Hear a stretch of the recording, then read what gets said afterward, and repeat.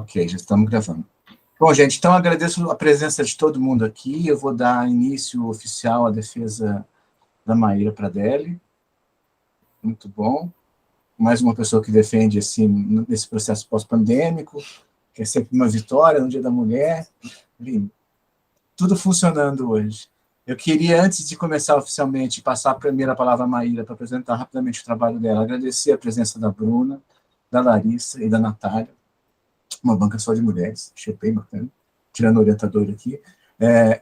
Enfim, e dizer que estou muito feliz com a presença de vocês, espero que a gente faça aqui um debate bacana, e, enfim, vamos em frente. Um abraço. Maíra, sua palavra agora. Boa tarde a todos. Eu vou apresentar a pesquisa assim, de uma forma geral, a forma como ela foi construída e pensada, né? Então, a pesquisa, de uma forma geral, ela se debruça sobre a ENAFRON, que é a Estratégia Nacional de Segurança Pública nas Fronteiras, e aí eu procuro entender como a ENAFRON foi instituída e o que ela instituiu através dos documentos, que são os relatórios, que eles têm uma função muito específica, que é diagnosticar. E aí, ao longo da pesquisa, eu vou mostrando que esses relatórios, eles diagnosticam o que se entende como os problemas de fronteira, né?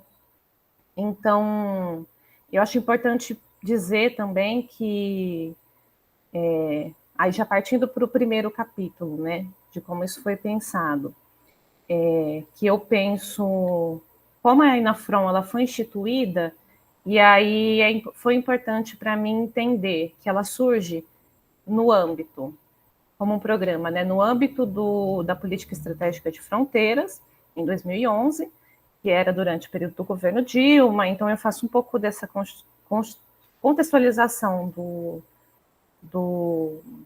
desse momento político que engloba a produção desse programa, né? E aí acabou que foi muito importante também pensar o decreto que institui a PEF, a Política Estratégica de Fronteiras. E aí eu segui essa inspiração aí que algumas pessoas têm feito, de pensar a letra da lei, não a implementação dela e os resultados que ela tem, mas a letra da lei. Então, eu pensei, a princípio, a ENAFRON, como que ela surge através do PEF, através de ordenamentos jurídicos legais, e alguns outros documentos, assim, que vão informando sobre a política de gestão de fronteiras ali daquele período que a ENAFRON surge.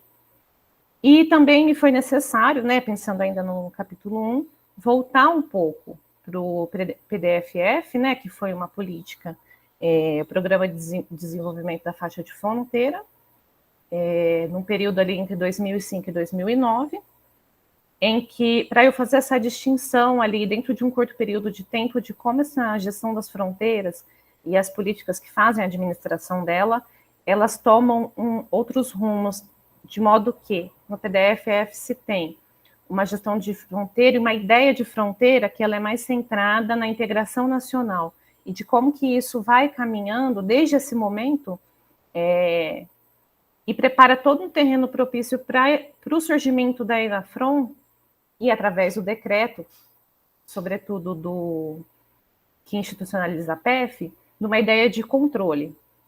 Então, existe uma mudança ali que se nota, que vai da gestão das fronteiras da integração regional e para o controle das fronteiras, né? Controle de mobilidades, enfim, e que aí engloba várias instituições de segurança pública, né? Dentro de uma questão de securitização mesmo. Enfim, e ainda no capítulo 1 eu falo um pouco sobre como essa questão da fronteira, ela passa por uma conexão ainda muito forte com a questão da circulação de drogas, enfim, e das prisões enquanto uma pauta que parecia importante naquele momento para a segurança pública. E no capítulo 2, aí eu já parto para entender como que esses documentos foram produzidos. Quem produziu, no caso, foram grupos de pesquisa, né, grupos acadêmicos, através de uma solicitação do Ministério da Justiça. Então, significa que essa pesquisa da Enafron, ela é uma pesquisa encomendada, né? É uma pesquisa encomendada pelo Ministério da Justiça, ali no âmbito de pensar mesmo a segurança pública. E, enfim, aí me pareceu assim muito importante, na medida que eu entendo como esses documentos foram produzidos, por quem, em que contexto, eu senti a necessidade de entender um pouco desses bastidores e um pouco assim, eu cito a Bruna em alguns momentos, que eu achei importante, ainda que o meu trabalho ele seja um pouco diferente, eu acho que esses bastidores eles foram importantes para entender, reconstituir um pouco do que foi esse momento em que esses documentos foram produzidos, inclusive para entender os bastidores políticos, né? E aí eu faço entrevista com 2 interlocutores, que eles foram centrais assim nesse processo, não só de dar início e pensar, planejar, entender e veicular de que a pesquisa na França seria importante, e também outro interlocutor que fez parte também do processo de elaboração da pesquisa do começo ao fim. Peraí, pessoal, só um minutinho. Então, nesse sentido, eu fiz duas entrevistas, né, com 2 interlocutores, e isso está presente no capítulo 2, e aí o capítulo 2 ele dialoga da seguinte maneira: entender um pouco desses bastidores, explorar um pouco da ideia de fronteira, que vai além da ideia de que ela é apenas uma fronteira geográfica, e entendendo também que a forma desse documento. Então, eu pensei a forma e o conteúdo ali com os eixos temáticos no capítulo 3, e pensei a forma desse documento no capítulo 2. Enfim. Estou aqui pensando se tem algo mais para contextualizar do capítulo 2. Mas eu acredito que seja isso.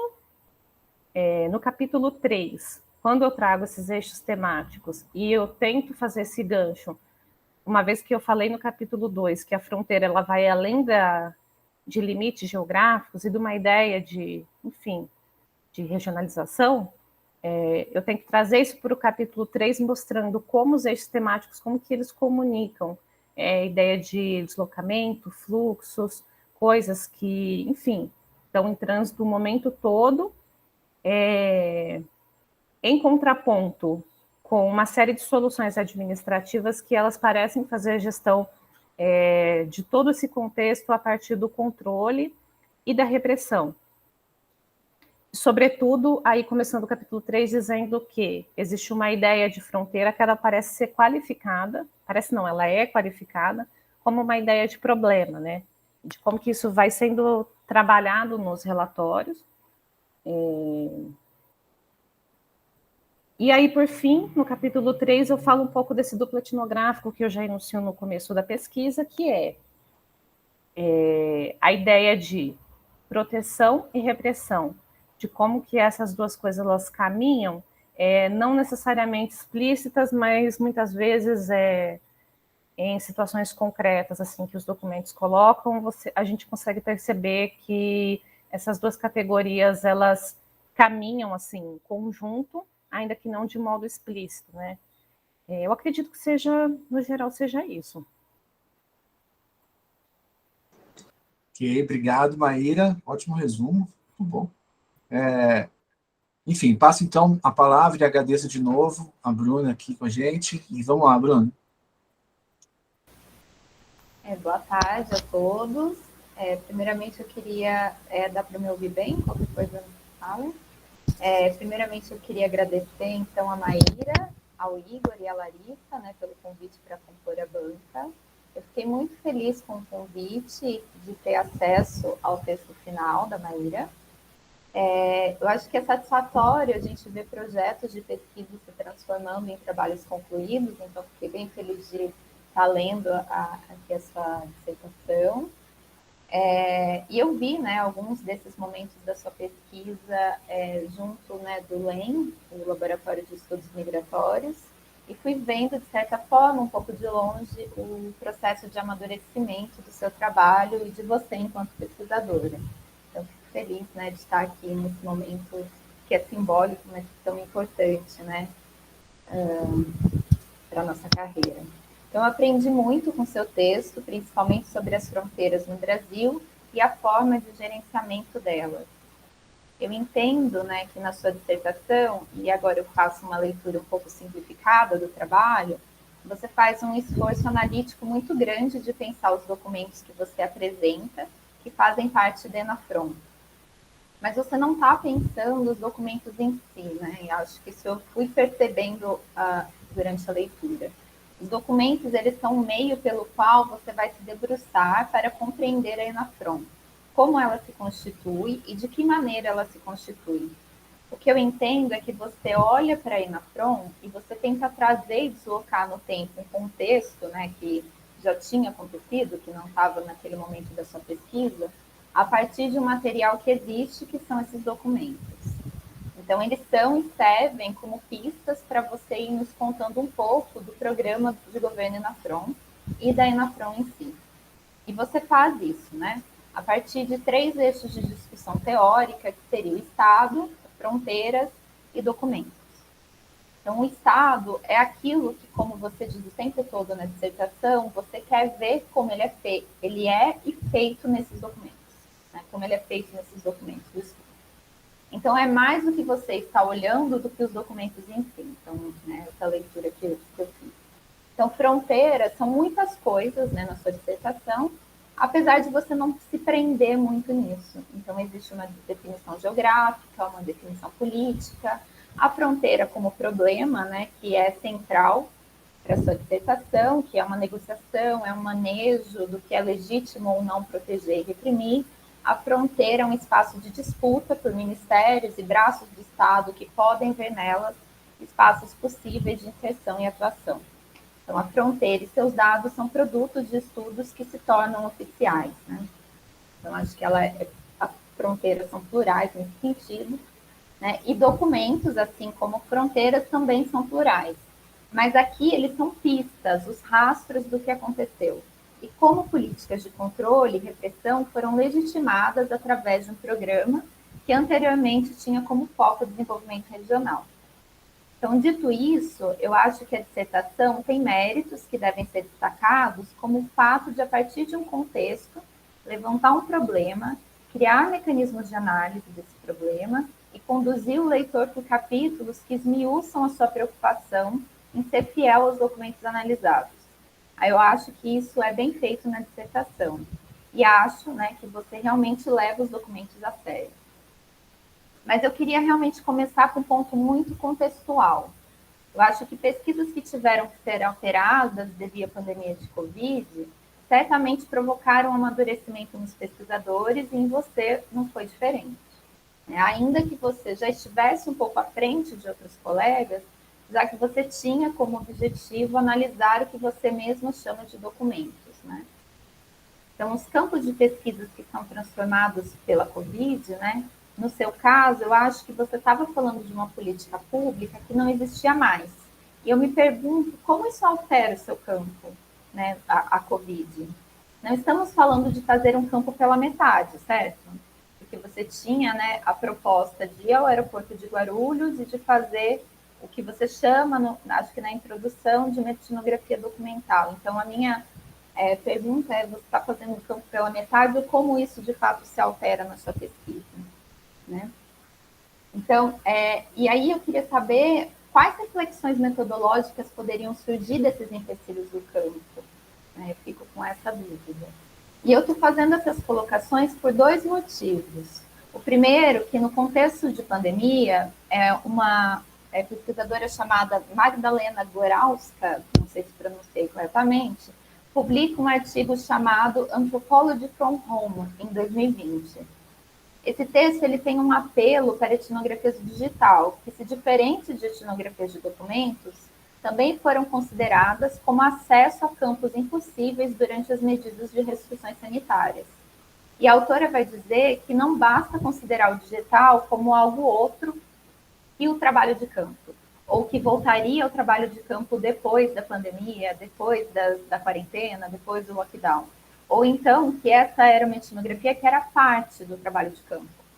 O que a autora diz é que precisamos levar a sério esse campo que se torna digital e fazer etnografias reais, fazer etnografias de verdade. O campo talvez tenha que se transformar para permitir que a etnografia aconteça. O segundo motivo é porque parte das abordagens de documentos como objetos de atenção etnográfica acontece porque os documentos se tornam um meio de acesso ao campo após o início das pesquisas. Como, por exemplo, né, isso tem muitos exemplos, mas como, por exemplo, na tese de Letícia Ferreira, que eu sei que você conhece, né? E principalmente, talvez, quando o campo é o que podemos chamar de Estado, setores de Estado ou instituições. Né? Então, já tem toda essa discussão sobre acesso dentro dessa bibliografia. Né? Então, documentos garantem acesso ao campo, mas aí entra toda a questão de como fazer etnografia de documentos, que, a meu ver, são propostas plurais, né, que ora se excluem, são combinadas, alternadas e, enfim, né, são experimentadas, se a gente pode dizer dessa forma. Então, o que eu estou, de certa forma, dizendo é que eu senti falta de você reestruturar um campo a partir de uma recusa, que acontece depois do início da sua pesquisa, né, que aqui era a Covid. Então, eu reconheço, né, que no Brasil, talvez principalmente, né, com a introdução da Letícia Ferreira e Laura Loventhal na coletânea Etnografia de Documentos, nós devemos diminuir tentativas de legitimar um campo de etnografia de documento, e eu não estou pedindo isso, né, eu acho que, enfim, não é isso. Mas, ao mesmo tempo, me intriga porque você estava impossibilitada de se deslocar. E sua pesquisa era sobre regulações de deslocamentos transnacionais. Então, me parece que existia algo aí no deslocamento e na contenção de deslocamento que instiga o leitor pelo tema e contexto da pesquisa, mas fica de fora da sua dissertação. Então, eu queria te provocar um pouco, né, a pensar sobre isso. Então, o segundo ponto, eu sinto que faltaram dados e detalhes do que é a ENAFRON, né? Data de criação já na introdução, eu acho que isso é muito importante, o que ela é de fato, né? É uma política pública? É um programa de governo? Qual a diferença entre esses dois, né? Quais foram os efeitos diretos disso? Como o governo justificava e justifica a sua criação e existência? Porque existe aquilo que é dado e aquilo que você vai reconstruindo, né? Então, são duas coisas, eu acho. Então, são informações que permitem, né, que o leitor visualize melhor a ENAFRON já desde o começo. Então, além disso, em uma etnografia de documentos, eu fico pensando que tem um documento que me diz, né? Eu não sei se é o caso, aí é uma pergunta também. Aqui está a ENAFRON, nesse documento, né? Então, seria o decreto que você está trazendo, né? Existe esse documento? E qual seria, né? Essa é uma pergunta. E eu acho muito difícil falar em análise da forma de documentos quando a gente não materializa esses documentos no nosso trabalho. Então, eu senti falta de vê-los lá, né? A gente está falando de forma. Então, eu acho que o decreto que cria a política pública, né? Agora eu esqueci, a ENAFRON, e a Lei de Fronteiras, por exemplo, deveriam estar no capítulo 1, né? Ou talvez elas possam vir num anexo, talvez, né? Mas eu senti falta de ter acesso a isso no seu texto. Então, talvez isso seja algo para se pensar depois. E agora sobre os entrevistados. Eu queria saber um pouco mais sobre eles, né? Até mesmo como você chegou até eles. Eu entendo que às vezes a gente não possa expor os interlocutores, mas eu acho que isso acaba causando uma contradição no seu trabalho, porque uma etnografia da fabricação de documentos, ela olha para esses dados, artefatos oficializados com a rúbrica do Estado, como resultado, né, de práticas, negociações, políticas, intenções, manobras, que nem sempre são visíveis na forma final assinada pelo Estado. Então, a forma como os entrevistados aparecem, que acaba dando uma certa neutralidade para eles, sem permitir que o leitor saiba quem são e quem não são, me parece ser uma manobra contrária do que um etnógrafo de dados oficiais faria. Então, a gente precisa expor e fazer transparecer, né? Eu acho que todos esses pontos fazem o seu campo, desvalorizam talvez o seu campo da sua dissertação, né?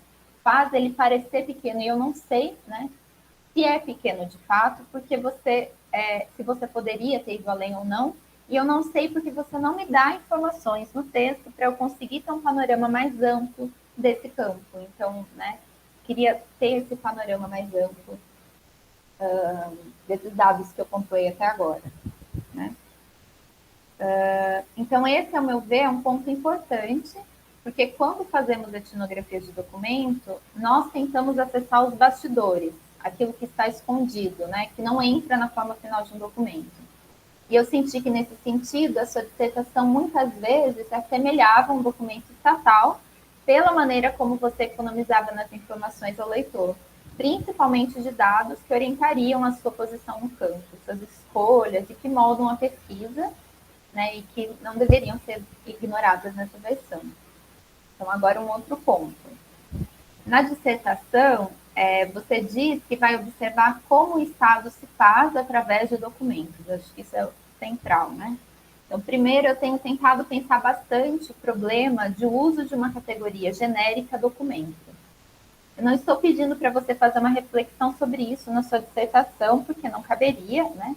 Mas ao tomar cuidado com usos indiscriminados da palavra que colocam diferentes artefatos como a mesma coisa ou como o mesmo peso. E eu falo bastante disso na minha tese, né, que você leu e cita no trabalho. Então, vejamos, né, o decreto que eu citei anteriormente, ou políticas públicas que possam vir a existir nesse contexto FENAFRON, e os relatórios encomendados sobre situações de fronteira. Todos esses, entre aspas, documentos fazem Estado da mesma forma, né? Então, e eu vou te dar o exemplo do que eu estou pensando, né, com o campo que você leu, né, na minha tese, que talvez fique um pouco mais claro, muito resumido. Né? Então, na Câmara dos Deputados ou no Congresso, de uma forma geral, são produzidos relatórios. Eu estou pensando no relatório também porque foi algo que me provocou.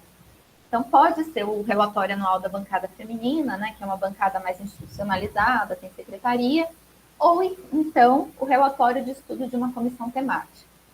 Eles são diferentes, né? E aí pensando então os relatórios de comissão temática, eles são diferentes de pareceres, né? De comissões também, que também devem condensar opinião sobre uma matéria, que seria um projeto de lei, por exemplo, e podem ser usados nesses pareceres.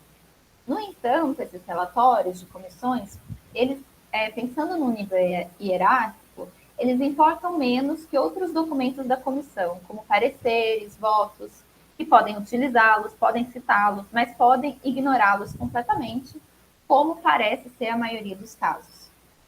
Então, né, as comissões produzem relatórios de trabalho que são completamente ignorados não sei se posso afirmar, né, na grande maioria, porque comissões também seria algo muito geral, mas que eu vi ser ignorado na maioria dos trabalhos. Então, aí eu adiciono uma pergunta, né? Os relatórios, e aqui os seus relatórios, eles fazem Estado para quem, né? Eu fico pensando a partir desses relatórios. E também pensando nessa forma dessa hierarquia em que eles estão inseridos dentro do programa ENAFRON, né? Eles importam mais ou menos, né? A gente pode pensar eles dessa forma, para que foram, né? Então, um pouco isso. Acho que o seu capítulo 3, de certa forma, ele dá caminhos para isso, tá? Então, você não precisa responder tudo, mas eu estou pensando em cima da sua dissertação, né? Não fica também preocupada em responder todos os detalhes, algumas coisas são mais para pensar em cima mesmo. E esse fazer Estado, seria o Estado se fazer em documentos oficiais, né? Eu também fico pensando. E exatamente quais desses documentos? Que é outra coisa que eu fico pensando com a sua dissertação. Então, me parece que os relatórios, eles fazem Estado para quem, de fora da máquina estatal, utiliza dados fornecidos pelo Estado, né, ou seja, dados oficiais em suas pesquisas. E eu fiquei pensando num artigo do Celso Castro e da Silvia Monerá, que chama Por uma etnografia dos dados, a propósito de uma investigação sobre o perfil social dos militares brasileiros, que argumenta que os dados oficiais são tomados como dados inquestionáveis quando ganham esse status de oficial, né? Então, e acho que aí existe algo a ser explorado com os relatórios, né? Eu poderia dizer que eles oficializam dados e quais os efeitos disso, né? Eu acho que é um pouco isso que eu pensei durante a leitura, principalmente do seu último capítulo. E ainda, né, sobre os documentos, eu fico pensando que, às vezes, uma ênfase muito grande na forma de documentos para tratar de um caso específico não parece ter um rendimento para pesquisa em execução. Por exemplo, né, no caso dos decretos, todo decreto é igual, né? Os decretos têm uma forma que é idêntica, os decretos presidenciáveis, né? Então, a forma do decreto, como que ela rende, né, nessa discussão? Assim, o que né, trazer essa discussão, onde ela adiciona? E eu acho, né, que o que mais renderia seria pensar como dados são fabricados e oficializados, e olhar para as negociações de quem faz esses dados. Então, essas disputas em torno de tornar dados oficiais, né? Isso não acontece com as entrevistas. Acho que você poderia ter investido em mais entrevistas e com agentes de diferentes universidades. Então, aí, né, um outro ponto.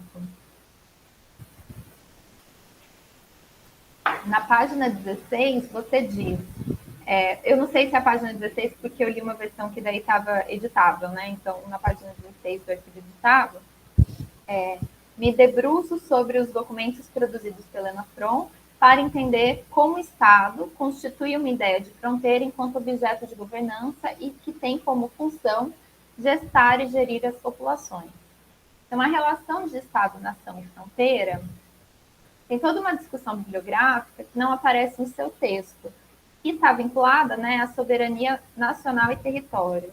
Então, uma das discussões, que a gente pode dizer do norte global, né, é aquela feita por Wayne Brown no livro Walled States, Wanting Sovereignty, soberania, né? Então, onde ela diz que se era esperado que o fenômeno da globalização tivesse transformado o mundo num ambiente borderless, ou sem fronteiras, o efeito tem sido o contrário, de reforçar a segurança de fronteiras já existentes e criar novas fronteiras, né? Então, ela está falando de fronteiras geográficas, né? Em situações limítrofes.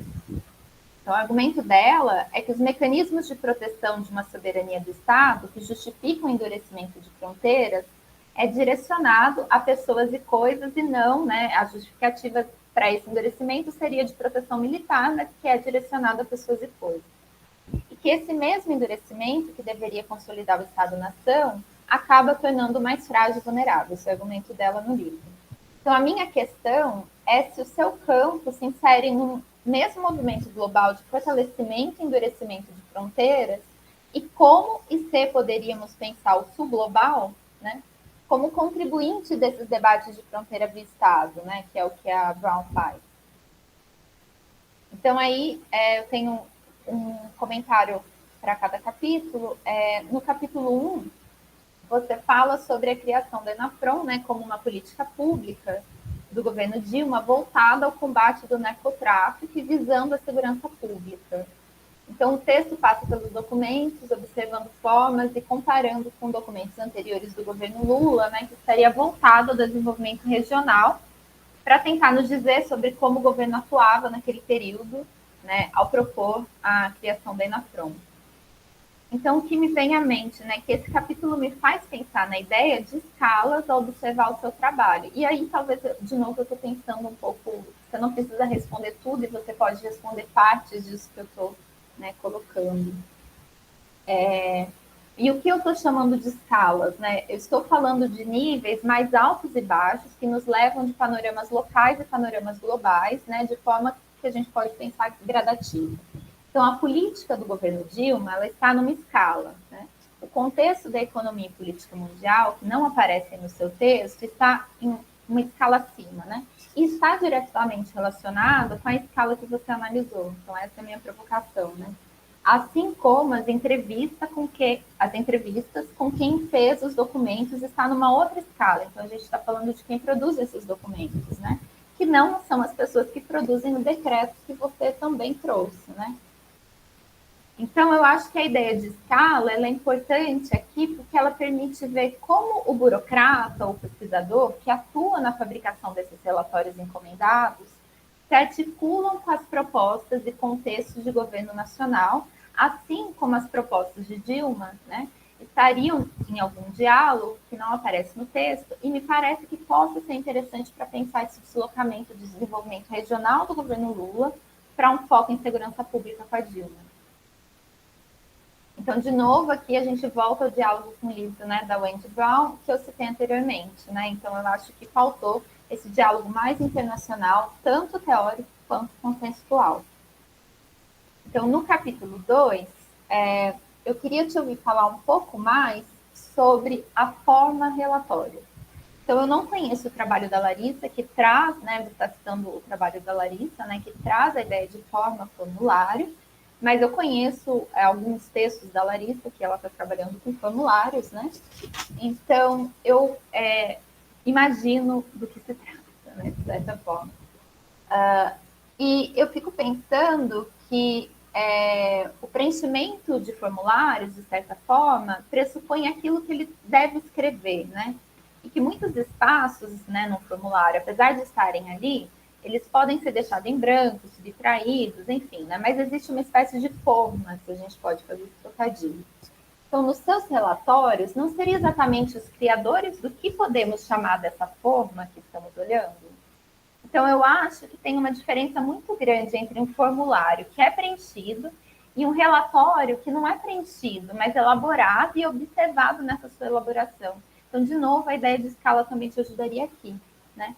Você está vendo a forma, né? Tomar forma. Eu fiquei pensando um pouco nisso.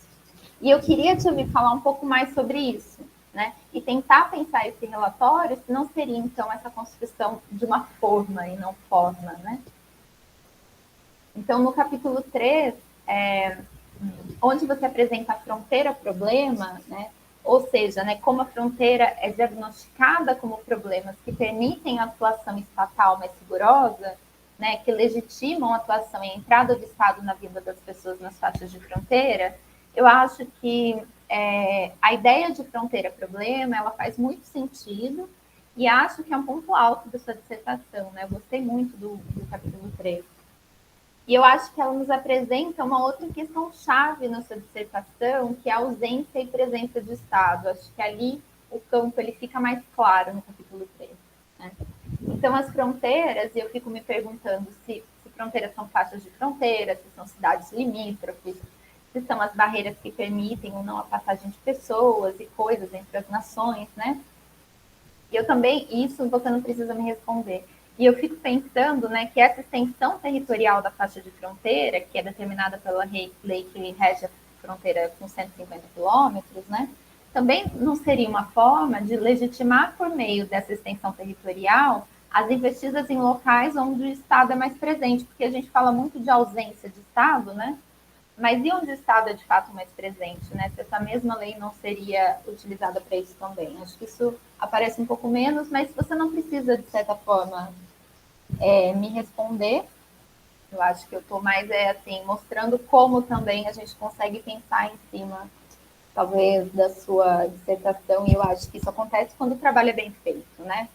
Mas o que eu acho que é válido destacar, né, então, que a sua análise ela faz pensar outras aplicações do Estado se fazer via fronteira e conceitos que são oficializados em leis, né? Então, isso que eu queria destacar. E só para finalizar, né, agora mesmo, o texto precisa de uma revisão, né, para corrigir alguns erros de digitação, concordância, palavras repetidas, né, que acabam acontecendo na nossa pressa de entregar a versão final para a banca, né, só formalizando isso. Né? Então, esses são os meus comentários e aproveito para agradecer novamente e parabenizar a Maíra, o Igor e a Larissa pelo trabalho. Obrigado, Bruna, muito bom também.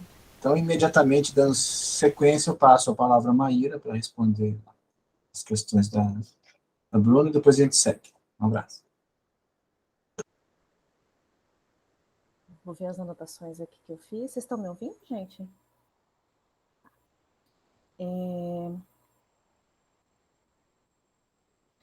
Daí eu vou começar, vou responder algumas coisas no que você toca, assim, de como a Covid afeta a pesquisa, ela altera a pesquisa, né?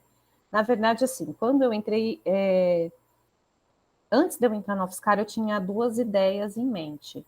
Uma seria continuar com aquilo que eu já vinha fazendo na iniciação científica, que era exclusivamente para os documentos da Inafron, e aí eu tinha essa segunda ideia, que era do aeroporto de Guarulhos, que era essa ideia de pensar questão do controle transnacional, enfim. E aí, o que acontece é que eu acabei mudando o projeto porque, naquele contexto todo em que se via como um risco, né, o deslocamento, e até onde eu tinha analisado uma determinada dificuldade muito grande de estar ali, principalmente no cenário de Covid, no aeroporto, eu acabei retomando a ideia que eu tinha antes de dar continuidade com os documentos. E aí eu acredito que realmente eu precisaria justificar da forma como eu busco seguir com essa pesquisa, no sentido de entender esses documentos como técnicas de governo, né, como tecnologias de governo, enfim. E eu achei interessante o que você falou, que eu estou aqui falando e olhando o que eu anotei. E eu achei o que você falou interessante de pensar assim, esses caminhos etnográficos que eles vão se alterando e recorrendo a algumas, enfim, articulação com outras pessoas, de pensar nessa questão dos empecilhos. A Larissa mesmo, na dissertação dela, ela fala muito sobre, enfim, a dificuldade de acesso ao ML, né? Então, eu acho que realmente esse ponto que você tocou, eu acho importante. O capítulo 1 é algo que eu tinha pensado em trazer, de repente, para o começo do capítulo, o que era a Inafron, porque ela fica como terceira parte do primeiro capítulo, né? E eu tinha pensado em trazer no começo já para deixar claro para o leitor o que era a Inafron, enfim, trazer aqueles dados que estão ali, e realmente eu ajudaria o leitor a entender melhor. Se eu aprofundasse, de repente, na diferença entre a Inafron e o PEF, enfim, o que é um plano, o que é uma política estratégica, enfim, todas essas coisas que estão no mundo da política pública e dos projetos, que eu acho que ficariam mais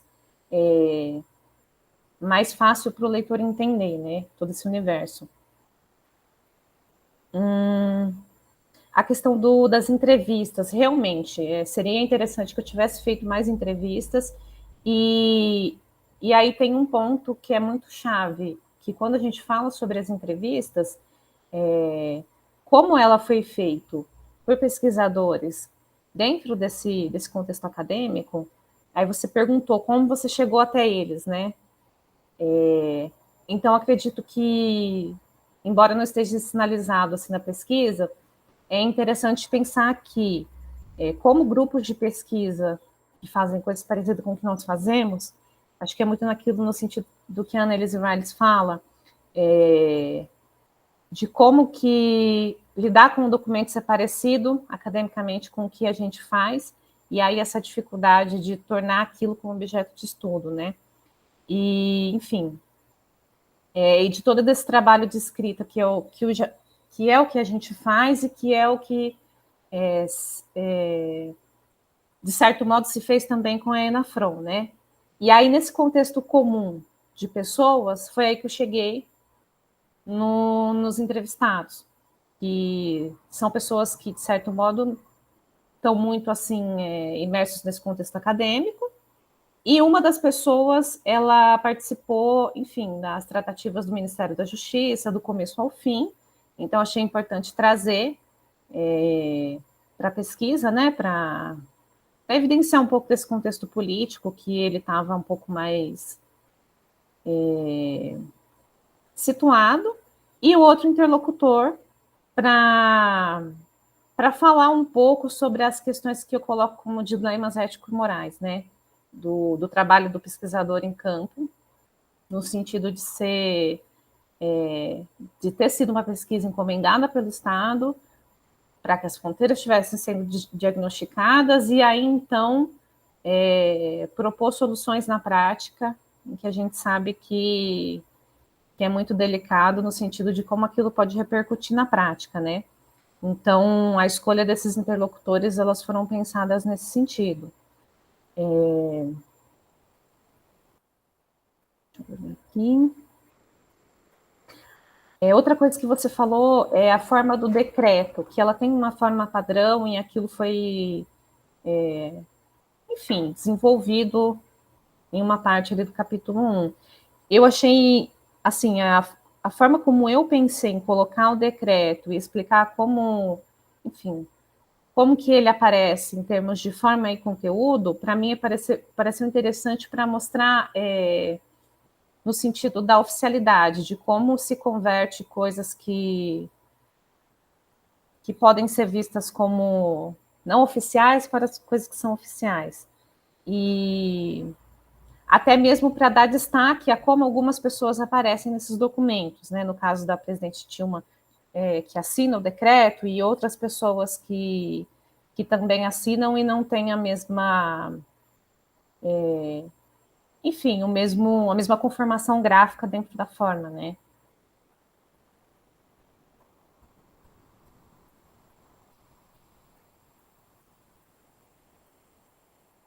Estou olhando aqui os outros comentários. Aí a questão que você fala sobre o capítulo 3, da ausência e presença do Estado. Isso é algo que eu tento amarrar no capítulo 3 do que eu já venho falando um pouco no capítulo 1, né? De que existe muito no âmbito das narrativas, assim, da presença do Estado nas fronteiras, e aí eu tento mostrar como que isso, na verdade, esse apelo narrativo, como que ele está, na verdade, na contramão de uma série de instituições e de ações que tornam a fronteira significativamente securitizada, né?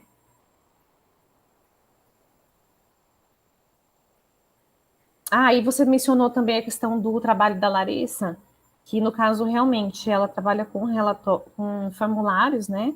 E aí tem um momento do capítulo 2, quando eu vou falar sobre a pesquisa em si, eu acredito que eu precisaria deixar um pouco mais claro, mas eu tento mostrar como que eu tento ir,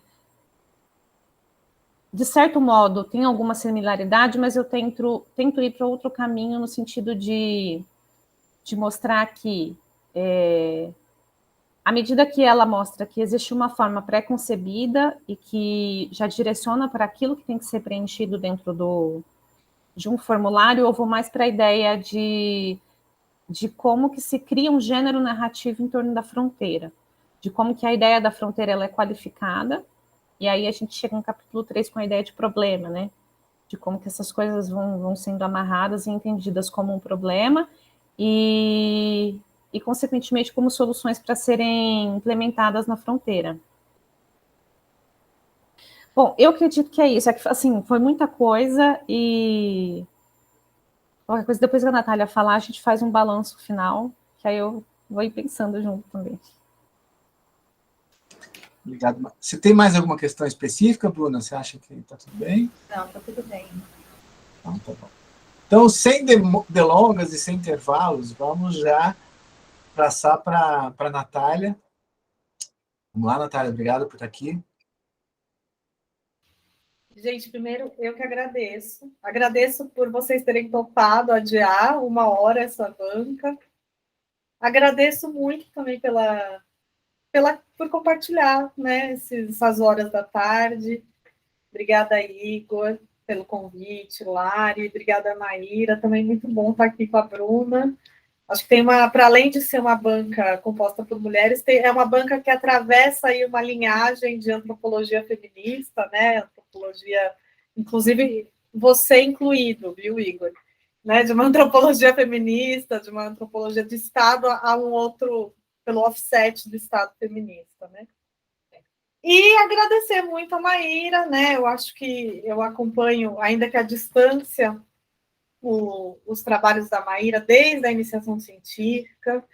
Então, tem sido um privilégio te acompanhar, Maíra, de modo que hoje é um dia muito especial, gratificante, né? Foi com muita alegria que eu vi o amadurecimento do seu trabalho, né? Ver como você realmente, né, incorpora você realmente incorporou parte significativa das discussões e das considerações que foram feitas, né, no exame da qualificação. Eu aprendo muito sempre que eu leio seus trabalhos. Eu acho que além de tudo, eu gosto de ver o modo como você faz conexões bastante criativas entre referências bibliográficas, né? E eu acho que isso é um dos aprendizados que eu também tenho com o seu trabalho.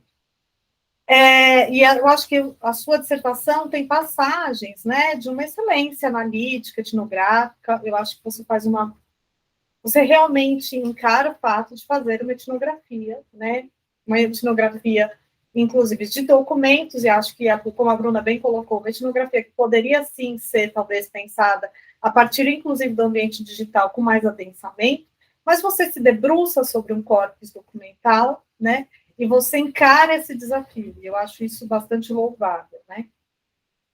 E eu acho que é um desdobramento de um campo, essa excelência no seu olhar para os documentos, né, particularmente para o relatório do NAFRON, decorre do fato de que você olha para eles há muitos anos, né, desses papéis digitais e não digitais necessariamente do NAFRON. E acho que esse, aliás, deve ser o primeiro destaque da sua dissertação, né? Eu acho que você tem se dedicado desde cedo à análise do relatório e diagnóstico do NAFRON.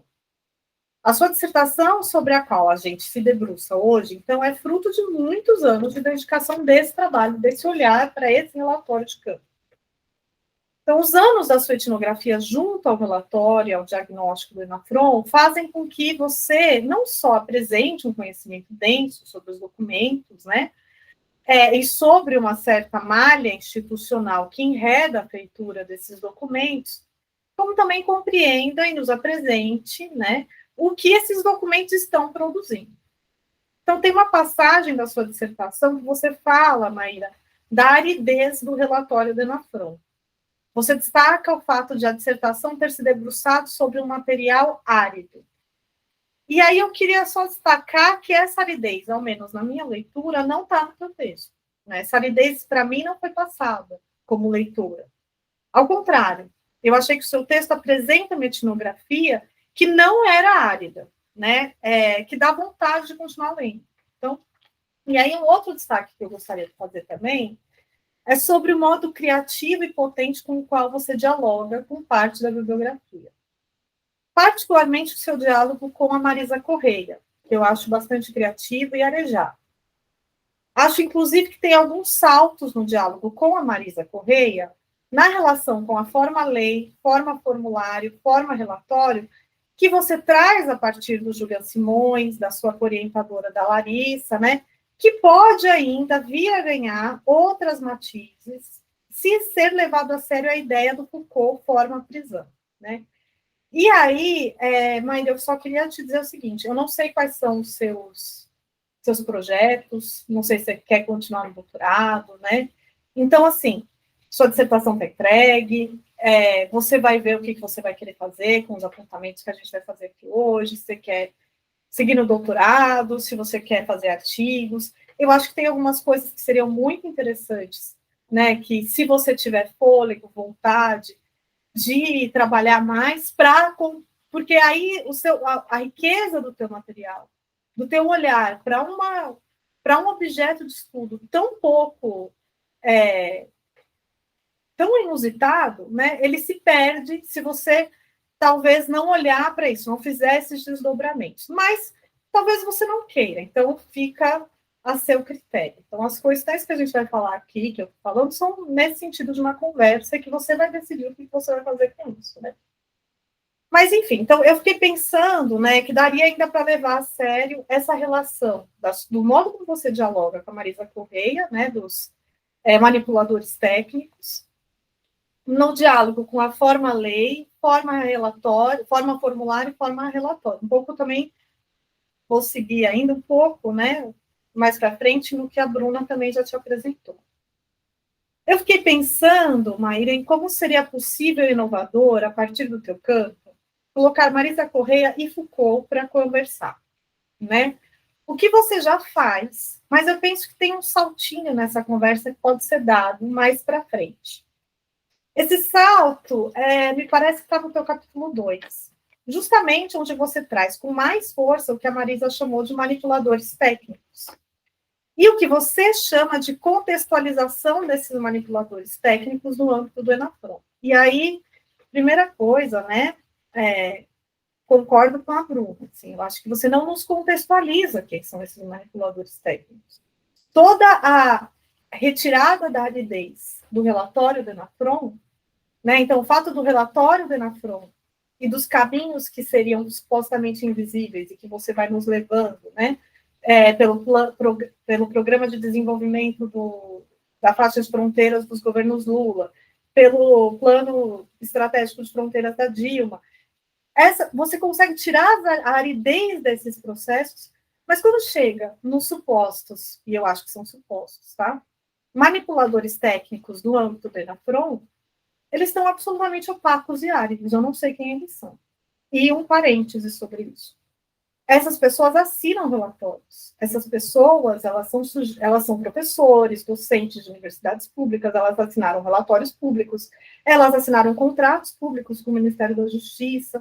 Ao contrário, por exemplo, do meu campo, que são pessoas que estão literalmente vivenciando nas fronteiras da legalidade e da ilegalidade, eu não sei até em que sentido que essas pessoas precisam ser apagadas, dado que elas são, de fato, agentes públicos, em vários sentidos, né?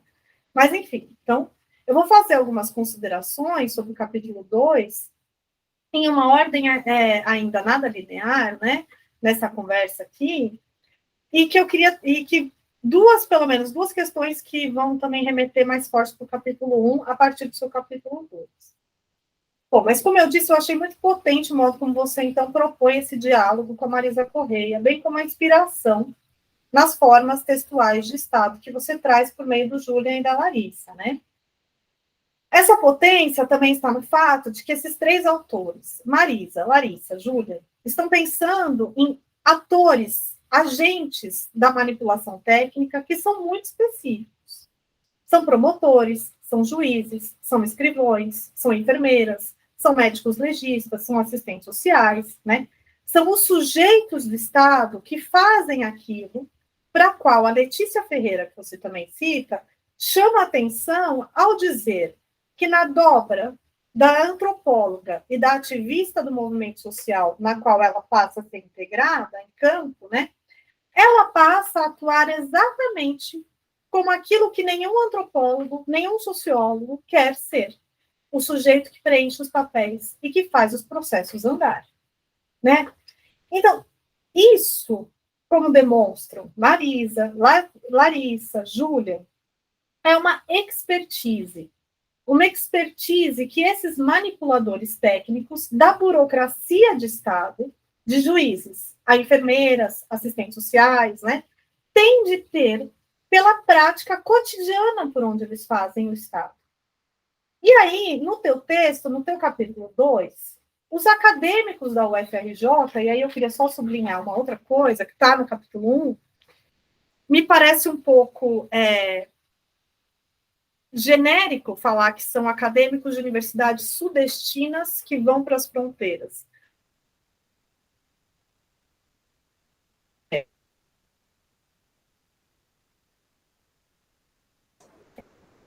Caiu para todo mundo? Tem uma dinâmica de república. Natália, desculpa. Oi?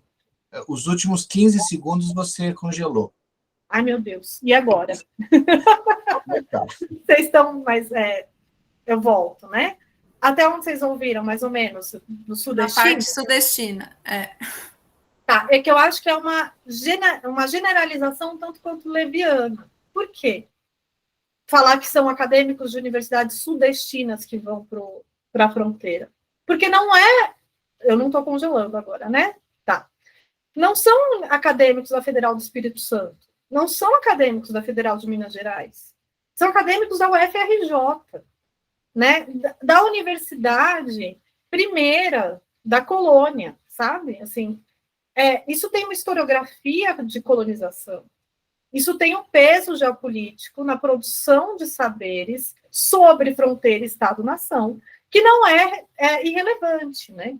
Então, eu acho que isso também não dá para apagar a UFRJ numa categoria genérica de sudestinas.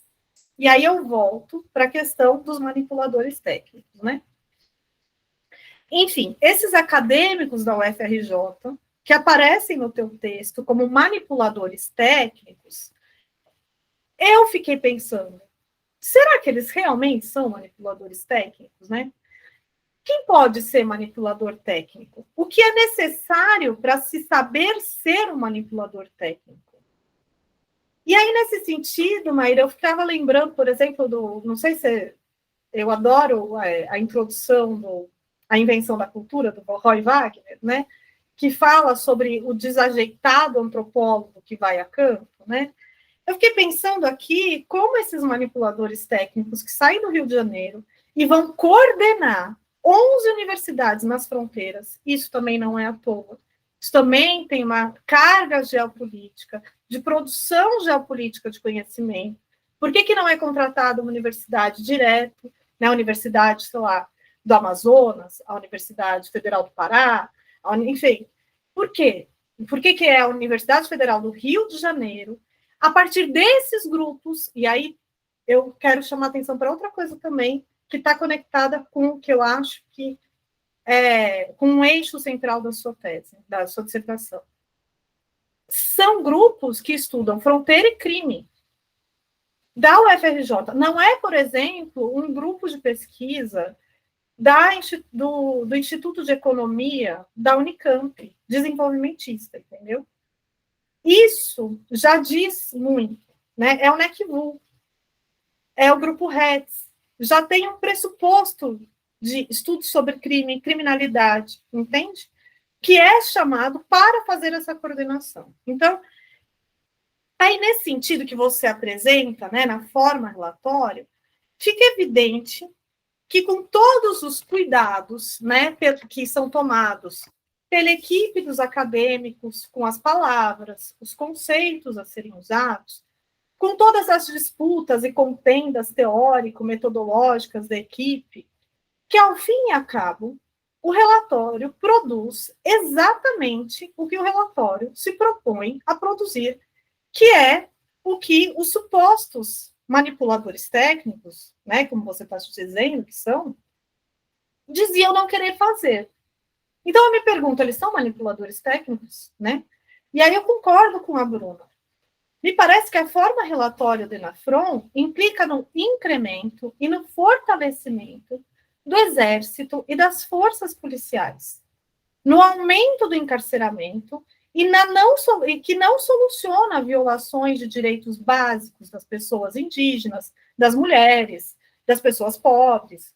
Então, quem são os manipuladores técnicos do ENAFRON? Né?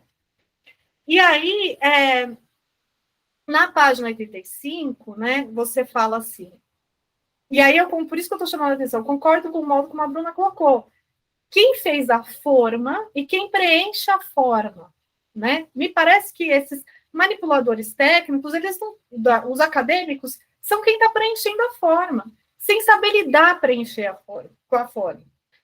E aí você coloca assim, na página 85, os diagnósticos produzidos pela ENAFRON, mesmo contendo tópicos com citações, pareceres textuais e falas de operadores de justiça ou membros da sociedade civil, condensam essas informações majoritariamente em tabelas, gráficos, mapas, estimativas, cálculos e estatísticas.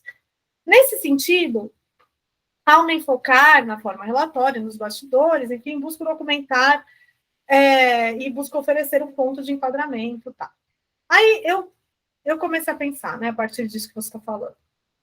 O que exatamente toda essa produção desses quadros, desses gráficos, dessas citações, inclusive, quando a gente vai ler a forma relatório que você nos apresenta, acaba gerando exatamente aquilo que os manipuladores técnicos, que eu já deixei claro que para mim eles não são, né, dizem não querer fazer. Então, o diagnóstico do ENAFRON acaba produzindo exatamente entomologizações, classificações, dados que dizem muito e nada ao mesmo tempo, mas que permitem justificar as ações de securitização das fronteiras e o combate ao mercado de drogas, e logo, o incremento do encarceramento e da criminalização, bem como da vulnerabilização, né? E aí, acho que, de fato, o ENAFRON é um projeto que não está mais não está mais em vigência, mas não deixa de ter um fio transparente de condução, né, com a Damares Alves e as suas histórias fantásticas sobre as fronteiras, né? E eu acho que isso tem a ver com o fato que está no capítulo 1, sobre o incremento, inclusive, dos próprios militares, né, da força militar e do exército nas fronteiras. Então, os manipuladores técnicos, portanto, nesse sentido, os acadêmicos aqui, não manipulam, portanto, né? Eles não manipulam muita coisa. Senão a narrativa, a única coisa que eu vejo eles manipulando aqui no seu material é a justificativa da participação deles na elaboração do diagnóstico. Isso porque a forma diagnóstico, a meu ver, é uma forma estável. E aí aqui que eu acho que dá para fazer um diálogo com o Foucault, uma forma estável, tal como Foucault nos propõe a pensar a própria forma prisão, né? Ela não nos oferece, senão outro resultado que não a falha, que não a falta, né? O que a Camila Fernandes vai chamar depois de falta ativa do Estado, né? E que o Foucault já estava chamando atenção para isso na forma prisão, né? Então, ela não nos oferece outra solução, ela é falha, ela é falta, né? E essas falhas são necessárias. Inclusive a violação do Estado, né? As narrativas sobre violação das forças policiais nas fronteiras, que tem alguns excertos no relatório sobre mulheres reclamando que elas foram violadas, que é um saco ter que mostrar a bolsa. Esses excertos não são linhas de fuga. Quando eles são postos na forma relatório, na forma diagnóstico, eles apontam as falhas do Estado que o próprio Estado tem que sanar, né? Então, se a gente for pensar nessa forma prisão, né?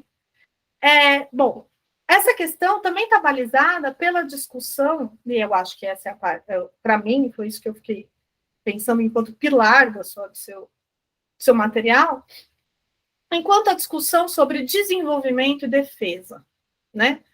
Que forma diagnóstico está sendo feita? Por quê? Por que especialistas? Foram chamados apenas especialistas em segurança e crime. Não foram chamados, como eu disse, economistas desenvolvimentistas da Unicamp, por exemplo, né? Que perguntas essas pessoas fazem? Os resultados parecem estar previsíveis na própria forma, né, que foi elaborado a demanda do diagnóstico. Os manipuladores técnicos me parecem ser mais instrumentos de legitimação do que de efetiva manipulação estratégica. Eles não fazem os processos correr. Então, os acadêmicos não fazem os processos correr. Porque eles são como o antropólogo do Roy Wagner, lá na introdução, eles são um estrangeiro da forma-estado, dessa forma-estado. Eles são expertos em outra forma-estado, mas nessa forma-estado eles são estrangeiros. São leigos legitimadores de uma forma diagnóstica. Então, não há nada que eles possam fazer a não ser manipular a sua própria legitimidade na participação da forma diagnóstica, né? Bem, e aí, era isso que eu queria pensar com você a partir do seu capítulo 2, né? Peraí, que agora... Tá. E que eu acho que tem muita relação com o que a Bruna colocou, né? Sobre a forma e a forma. E eu acho que isso ainda fica mais evidente no capítulo 3, quando você nos coloca que os pesquisadores dizem que eram recebidos pelos atores do Exército com entusiasmo. Então, na página 97, isso fica muito claro, quando eu falo. Por quê? Porque eles sabem que a forma diagnóstica do ENAFRON vai trazer recursos para o Exército, né? E aí quando eu li a sua página 97, Maíra, eu ficava lembrando das vírgulas, sabe, do Medo e Delírio em Brasília, tipo, malditos milicos, assim. Mas vai ficando muito claro, muito evidente, né, que essa forma relatório do ENAFRON acaba produzindo exatamente o incremento das forças de exército nas fronteiras. E aí, já indo nesse sentido, fazendo uma relação com o capítulo 3, né, tem algo, nesse sentido que me parece que no capítulo 3, quando você nos traz, né, o que é produzido enquanto fronteira, como um lugar para ser protegido e de proteção e risco ao mesmo tempo, né, você está falando, evidentemente, de atributos de gênero, de masculinidade e feminilidade, que estão vinculados ali nessa proteção e nesse incremento bélico, né? Isso, como a Bruna já colocou, por meio da Wendy Brown, mas isso tem uma vasta literatura sobre, né, da antropologia feminista, acho que a gente até, né, da Cynthia Low, mas você, por exemplo, eu fiquei muito pensando, você traz muito a Vinadaz e a Deborah Pohl das margens do Estado. Eu tô congelada, gente? Vocês estão me ouvindo, tá? Mas uma Vinadaz que eu acho que seria muito mais, no capítulo 3, te ajudaria a pensar, seria a Vinadaz do Critical Events, né? Do quê? O que está acontecendo ali? É uma etnografia de produção de fronteira entre a Índia e o Paquistão. E essa produção de fronteira, ela se dá exatamente por meio das passagens, das mobilidades dos corpos das mulheres de um lugar para o outro. E, mais do que isso, mais recentemente, tem etnografias, a Juliane Ribeiro faz uma etnografia sobre processos de refúgio e as malhas administrativas do refúgio no estado de São Paulo. E tem o último capítulo dela, ela vai mostrando, e isso acho que tem uma relação muito grande com o seu capítulo 1 e o seu capítulo 3, ela vai mostrando como os governos do PT incrementam as forças de Estado do Exército, né, a partir dessa ideia de um fortalecimento, de um desenvolvimento, na verdade, mais um plano estratégico de fronteiras, né, mas fortalecendo recursos, enfim, levando o Exército para relações transnacionais, né?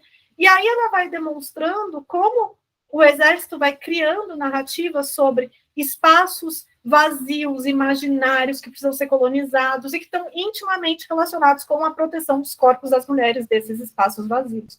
Isso é o clássico da antropologia transnacional feminista, né? E que eu acho que poderia ser trazido para o seu capítulo 3, particularmente. Eu acho que o seu capítulo 3 ele perde fôlego, porque me parece que esse é o ponto basilar do seu capítulo 3. E eu concordo com a sua tese, uma das suas teses centrais da sua dissertação. Aliás, eu não só concordo, como eu escrevi um texto exatamente sobre isso, né? Sobre como as produções que falam dos protocolos de Palermo e das estratégias de administração das fronteiras estado-nacionais no Brasil, ao olhar para as políticas de tráfico de drogas e contrabando de imigrantes, e se esquecem de olhar para as políticas de crime organizado.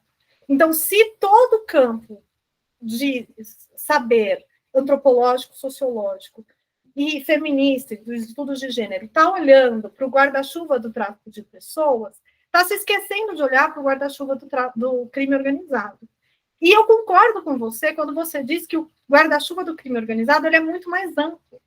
Ele é muito mais amplo, só que ele só pode ser produzido também a partir de tecnologias de gênero, né? Por quê? Porque é o crime organizado que cria a imagética do grande traficante, que é o traficante de drogas e que também é o traficante de pessoas. Então, e esse sujeito é que precisa ser governado para proteger as mulheres que estão nas fronteiras, né?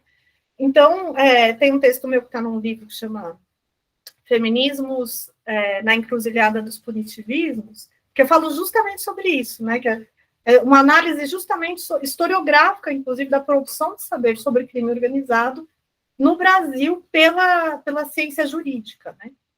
E então eu concordo com você. E eu acho que o seu argumento do capítulo 3 poderia ganhar peso se você dialogasse com essa literatura. Bem, e aí eu vou voltar aqui. Então, mas voltando, né? Eu fiquei pensando ainda no seu... Já fui para o capítulo 3, eu vou voltar agora para o capítulo 2. Eu fiquei pensando como, por exemplo, na formulação dessa forma diagnóstico, né? Não aparecem as entrevistas com pessoas que, por exemplo, estão em situação de prisão, que estão condenadas, né? E mesmo que essas entrevistas tenham sido feitas, né? Mesmo quando se coloca narrativas de violações cometidas pelas forças policiais, elas funcionam como legitimação dessa mesma forma relatório que você nos traz, né? E aí eu adorei que na página 83, por exemplo, no quadro que você nos apresenta, os funcionários públicos nunca recebem propina. né? O crime, qual que é o crime dos funcionários públicos? A propina. Bom, então tá lá, nunca, raramente, né? Por quê? Isso tem a ver com o que a Bruna falou. Quem é que fez a forma, quem é que faz a forma. Porque esses caras nunca vão responder que responderam propina. Entende? E não tem lugar para os acadêmicos fazerem uma análise dessas respostas. Porque a forma já está dada, né? E eles não têm a expertise que tem as assistentes sociais, os médicos legistas, as enfermeiras, para as quais estão olhando a Larissa e o Julian, por exemplo. Eles não têm, nós não temos. Essa não é a nossa expertise de agente de Estado. E aí, aqui, eu queria fazer 2 apontamentos do capítulo 2, né? Que me levam para o teu capítulo 1. Né? Então, o primeiro só para deixar claro, né? É o fato de ser uma universidade do Rio de Janeiro que coordena 11 universidades na fronteira. E aí tem uma passagem da sua dissertação que você coloca que essas 11 universidades foram projetadas, que estão na fronteira, durante o governo Lula. Então, isso está intimamente relacionado com o programa de desenvolvimento da faixa de fronteiras, da qual você fala no capítulo 1, né? E o segundo é sobre, que eu quero reforçar essa parte, né?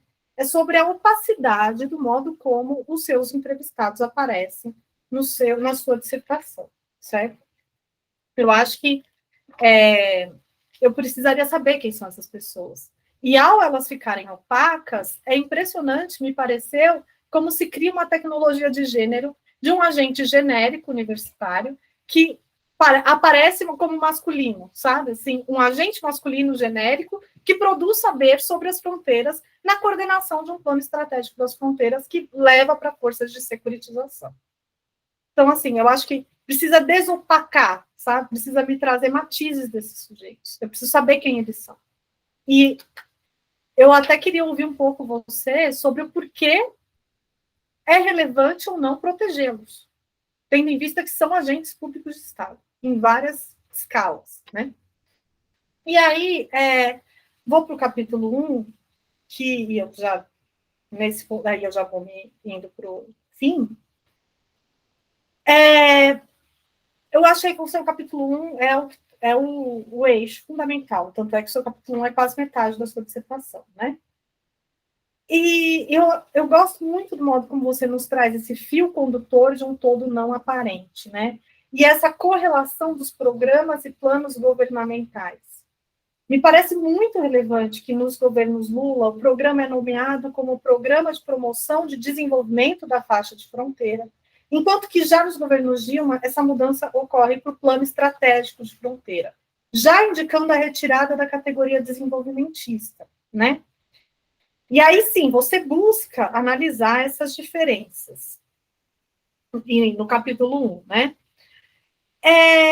Mas, da mesma maneira como você busca, como eu acho que às vezes os seus entrevistados estão um pouco opacos, eu acho que tem uma opacidade também na própria produção de quem são esses atores que estão fazendo os planos de fronteira, pensando a partir da chave do desenvolvimento e da estratégia. E eu estou falando, inclusive, da própria Dilma e do próprio Lula. Né? Então, tem um momento que você fala assim, que a Dilma não tem jogo de cintura política. O que é jogo de cintura política? Né? Me parece que é quase uma categoria nativa. Né? Além disso, a própria noção de desenvolvimento, né, é uma noção que me parece que está em disputa, a partir de ideias propriamente desenvolvimentistas, do que está sendo dito quando o desenvolvimento é acionado, né? E de um eixo desenvolvimentista que também é pensado desde as escolas de formação do Exército Nacional, né? Então, o que é pensado como desenvolvimentista? Pelos economistas que vão para o governo Lula, e o que é pensado como desenvolvimentista pela escola de Exército, entende? E, mais uma vez, lembrando que isso é relevante para o seu trabalho, tendo em vista que as 11 universidades que estão na faixa de fronteiras e que fazem parte do ENAFRON são universidades produzidas no âmbito desse programa de desenvolvimento da faixa de fronteiras. É possível dizer que as políticas de segurança pública também são balizadas por essa noção de desenvolvimento e defesa nacional, né? quais são as diferenças desses pensamentos econômicos, desenvolvimentistas, né? E aí eu acho que, nesse sentido, a sua dissertação toca de maneira basilar na produção do Estado Nacional Brasileiro, e que está sempre relacionada com essa disputa de pensamentos entre atores, à esquerda e à direita, sobre o que é estratégia, o que é desenvolvimento e o que é defesa nacional, né? Então, sua dissertação, nesse sentido, faz um exercício de antropologia do Estado que pode vir a ser, e aí, ironicamente eu uso essa palavra, ser desenvolvido na articulação com o diálogo da ciência política, do pensamento social brasileiro, e uma análise da geopolítica e da historiografia do Estado Nacional do Brasil, né? Um exercício dialógico, que é extremamente atual, necessário, inovador, e na qual você pode se inspirar, inclusive, no seu orientador, no Igor, né? E aí, nesse sentido, por exemplo, uma própria provocação biográfica das relações da Dilma com segurança pública, da trajetória biográfica da Dilma com o Exército, com a guerrilha, né? Das relações do Lula com o desenvolvimentismo, com a noção de desenvolvimentismo, das relações do Lula com a integração regional, né? Mas também uma palavra que a Bruna chamou muita atenção e que está no seu capítulo 1, e que eu também queria chamar a atenção, para as escalas do modo como o Lula trabalha políticas de segurança pública, fortalecendo-as a partir não do plano estratégico das fronteiras, mas a partir de outros atores e outros braços, né, da segurança pública. Então, como que essas escalas estão em diálogo, né? E essas escalas estão vinculadas a essas forças historiográficas e biográficas desses atores que fazem os documentos para os quais você está tão dedicadamente e com tanta atenção olhando, né? Bem, e é isso, Maíra. Como eu disse no começo, essas considerações, você que sabe o que você vai fazer com elas.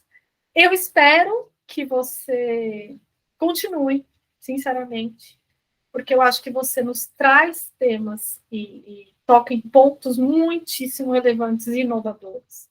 E eu acho que o seu olhar para esses objetos de pesquisa pode permitir avançar na produção sobre o Estado Nacional brasileiro, mesmo, realmente. Falei demais? Obrigada. Obrigada, Natália, muito bom. Muitas ideias para a Maíra. Vamos lá, Maíra. Natália, obrigada pelos comentários. A princípio, assim, uma coisa que você falou e que, enfim, da questão da UFRJ, do porquê o UFRJ, do porquê foi escolhido justamente grupos de pesquisa que lidam para além da geografia das fronteiras, mais relacionado ao grupo RETS, do porquê violência e segurança pública, né? Isso já me fez pensar em várias coisas que embora pareçam óbvias, eu não tinha ainda conectado e que eu acho que tornam os argumentos muito mais potentes, né? De pensar, inclusive, de ser o FRJ, enfim, a primeira universidade e toda a questão da colonização que você colocou, né? A omissão dos interlocutores, na verdade, eu cheguei a cogitar várias vezes se eu faria isso ou não, e aí eu acabei decidindo por omitir devido ao ponto em que se falam sobre discussões em relação a discussões que tiveram ali internamente e uma citação muito específica de um interlocutor que fala que existiam vários grupos de pesquisa que fizeram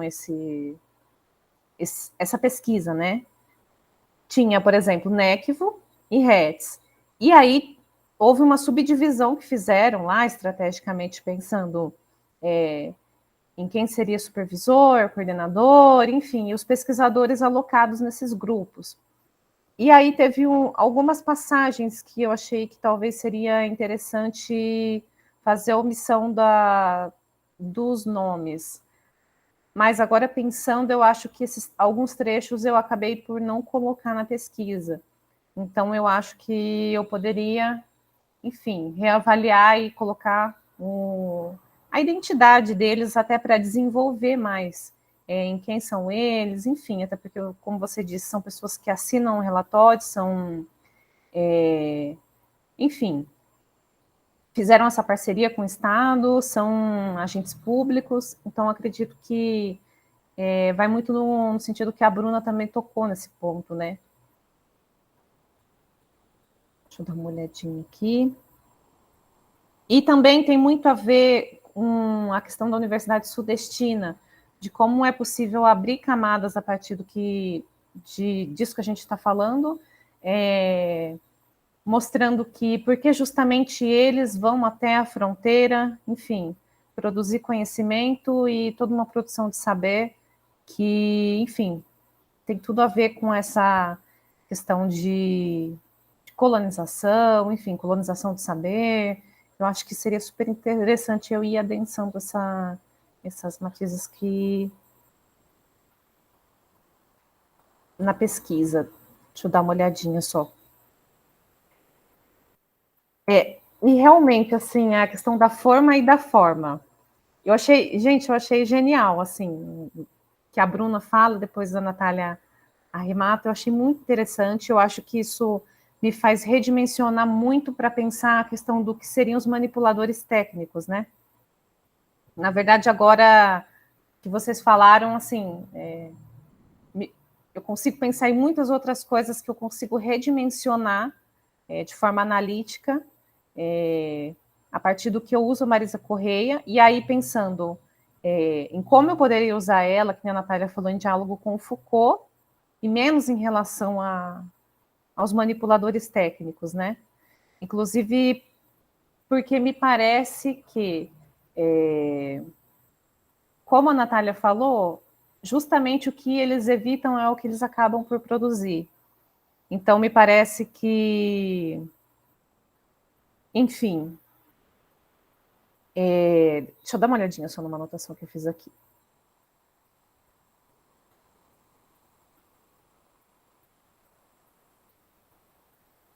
Ai, gente, me perdi. Tinha uma anotação que eu achei super interessante que eu anotei aqui, mas era sobre essa questão de se eles não são exatamente, então, os manipuladores técnicos, quem seriam, né? E aí a gente consegue entrar pensando nessa forma, que é uma forma que vem de um conhecimento do Estado, né? De toda uma concepção daquilo que é peculiar ao Estado, enfim, trazendo muito mais para esse âmbito e menos no sentido deles serem, do grupo de pesquisa ser manipuladores técnicos como um todo. Eu agradeço muito essa relação que a Natália falou da questão da forma-prisão com a questão da Marisa Correia, né? E também a questão da falta ativa do Estado, da falta e da falha, né? Que eu acho que isso vem a complementar muito no capítulo 3. Eu anotei bastante coisa aqui, da Vina Das. Eu pensei muitas vezes, inclusive isso foi uma sugestão que a Natália tinha colocado na qualificação, né? De pensar como o relatório. E aí eu acredito que eu poderia ter tornado ele um pouco mais materializado também, que é algo que a Bruna comentou, né, no capítulo 2, para o leitor ter uma impressão de estar, enfim, entre esses relatórios, melhor no termo da forma dele, né, de como eles foram estruturados. E... Gente, eu vou falando, aí eu acabo esquecendo.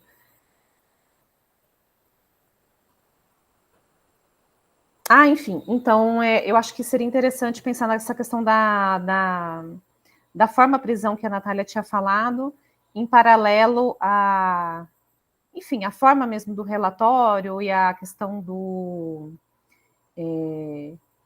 de como que essa forma, na verdade, ela tem a ver muito com os eixos temáticos que são abordados no capítulo 3, no sentido de que eu acho que teria sido interessante se eu fizesse a correlação entre como esses documentos aparecem na forma deles correlacionados aos eixos temáticos, de como eles são desenvolvidos. Por exemplo, apontando no capítulo 3, de como eu vou abordando determinados trechos e de como eles estão inseridos dentro do documento. Eu acho que isso seria interessante para fazer essa correlação entre forma e documento. Mas, enfim, eu fiz várias anotações aqui, eu acho que eu consigo pensar com mais clareza, assim, de redimensionamentos que eu posso fazer, que eu acho que são super interessantes. Então, agradeço muito a banca que participou, agradeço a Larissa, ao Igor. Se caso vocês tiverem mais alguma dúvida, eu posso falar. É que, assim, é muita informação, então eu vou processando tudo. Mas, enfim, anotei bastante coisa, eu acredito que tenha sido foi muito relevante, me fez, enfim, pensar a pesquisa para muito além do que ela me parecia estar no momento. Obrigado, Maíra. Natália, você quer que ela fale mais alguma coisa? Algum comentário? Só um comentário que, Maíra, você não precisa necessariamente nomear os seus interlocutores se você achar que não deve. Mas isso não impede de você localizá-los, né? De você nos dar, enfim, né? Antropologia, né? De você nos localizá-los para nós, né? De você dizer quem eles são. A minha pergunta era, tendo em vista que, além de tudo, são atores públicos, né? Então, mas é com você. E acho só que os manipuladores técnicos são anteriores aos acadêmicos, né? Acho que a vocação da Bruna é muito boa nisso, que é uma forma, né? Você sabe ou não lidar com essa forma, né? Nesse caso, o teu campo me parece que os manipuladores técnicos estão anteriores, né? Se fosse um assistente social, um médico legista, eles sabem lidar com essa forma, eles sabem como manipular tecnicamente, fazer os processos correrem. Não sei se o pessoal do NECVU sabe, não sei se o pessoal do REC sabe. Aparentemente não, né? Então, só para, que eu não sei se ficou claro, é isso que eu... Então, só para fazer esse comentário para você seguir da maneira como você quiser. Obrigada. Eu que agradeço. Bom, obrigado, Natália. Então, para encaminhar para os momentos finais da nossa defesa, eu vou passar a palavra rapidamente para a Larissa para falar alguma coisa, e depois eu também vou fazer um fechamento, aí a gente vai fazer aquele processo tradicional, que é pedir para as pessoas saírem, ficar sua banca para deliberar, e todo o processo ritual. Então, eu passo para a Larissa. Vamos lá, Larissa.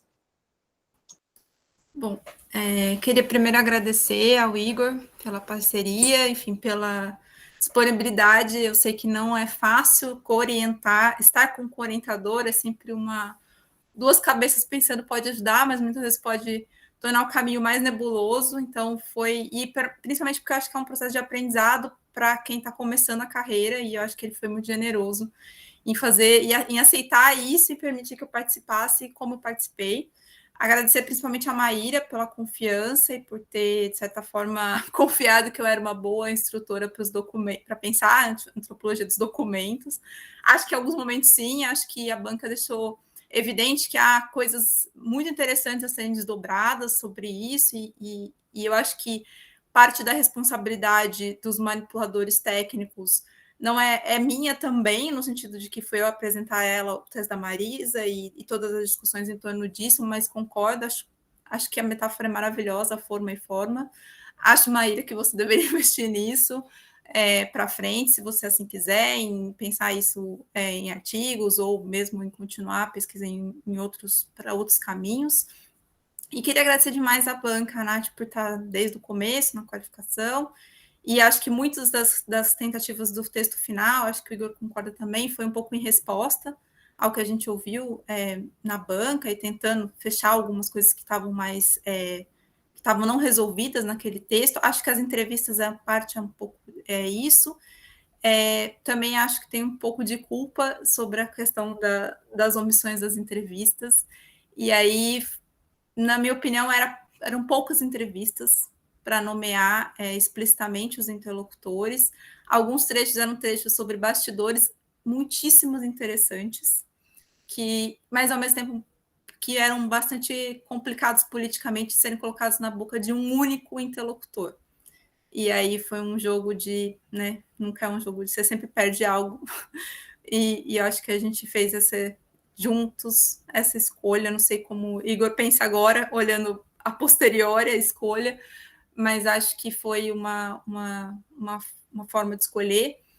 E fico pensando que uma das contribuições, e eu acho que tem sido difícil, acho que a Bruna tocou um pouco nisso, é como fazer etnografia da letra da lei e trazer decretos, documentos que são muito formatados, muito explícitos, né, já estão prontos e são muito iguais, mas acho que a gente tem avançado nesse debate, acho que a Maíra se inclui nesses trabalhos e eu fico muito feliz que a gente tenha chegado ao resultado final da dissertação e que esse momento tenha chegado, porque eu sei que era muito importante para ela a defesa e é isso, né? Foram anos difíceis atravessados pela Covid e acho que muitas das coisas que a gente tem produzido vai ter que ser um pouco em diálogo com isso, né? O que é um pouco provocada pela questão da Bruna e fiquei muito pensando nas minhas próprias pesquisas, assim, como agora eu que discuti não acesso na minha tese, como omitir boa parte dos deslocamentos que a Covid provocou na minha própria pesquisa de pós-doc, ou seja, acho que tem muito aí que a gente ainda tem que discutir sobre isso pós-Covid. Então, agradecer demais, foi muito, muito, muito bom a defesa. Muito obrigada.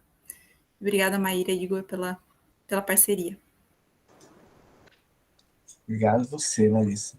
Eu queria, então, chegar ao final da dissertação, mais uma vez, muito final, pelos trabalhos terminarem, né? Assim, claro, a pesquisa não acaba, as ideias não acabam, mas, de uma forma trabalho, a forma tese, uma hora de dissertação tem que ter um fim, e eu fico muito feliz que esse fim tenha chegado,